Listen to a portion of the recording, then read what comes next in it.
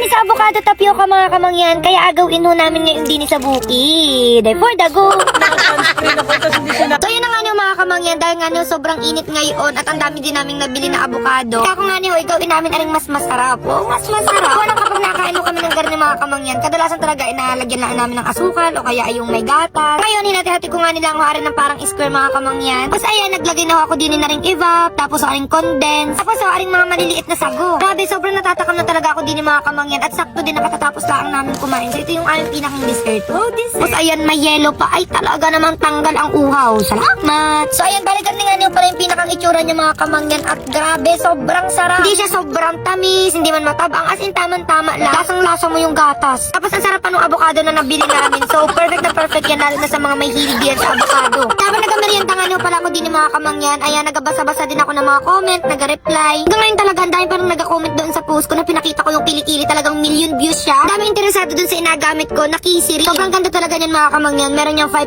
glycolic acid, makakatulong yan kung meron kayong amoy-amoy sa kilikili, may itim, may chicken skin. Sa lahat ng problema natin sa kilikili, matutulungan niya rin. Hindi lang sa kilikili, pwede yan sa batok, singit, siko. And mild lang din siya mga kamangyan, kaya huwag kayong mag-alala kung sensitive din yung inyong balat. Kaya sa mga namong problema diyan, ako ay itry nyo na rin ho, are. For the goose! Ay, samahan nyo nga niyo pala ako maglinis ng paligid ng bahay kubo mga kamangyan dahil ang dami na nagalaglagan na dahon.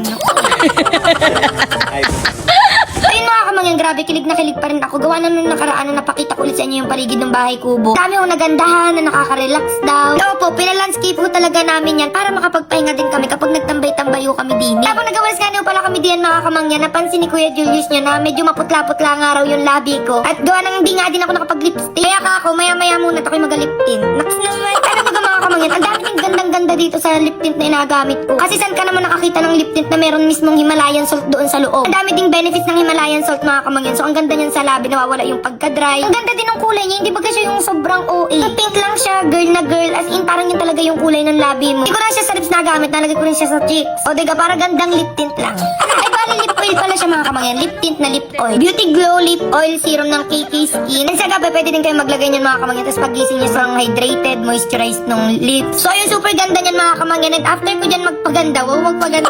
Naglinis-linis na ulit ako diyan mga kamangyan. And ganito na yung itsura niya. Grabe, sobrang sarap din mag-chill. At ayun, sakto may bangga, tapos may asin na may sili. Kaya ayan, nagmukbang na ako dyan mga kamangyan. Gawa ng kanina pa rin ako takam na takam. Sobrang asim din talaga ng mangga na rin mga kamangyan. Matik na mapapapikit ka. And sana hindi nyo rin mapanood ng madaling araw. Salamat!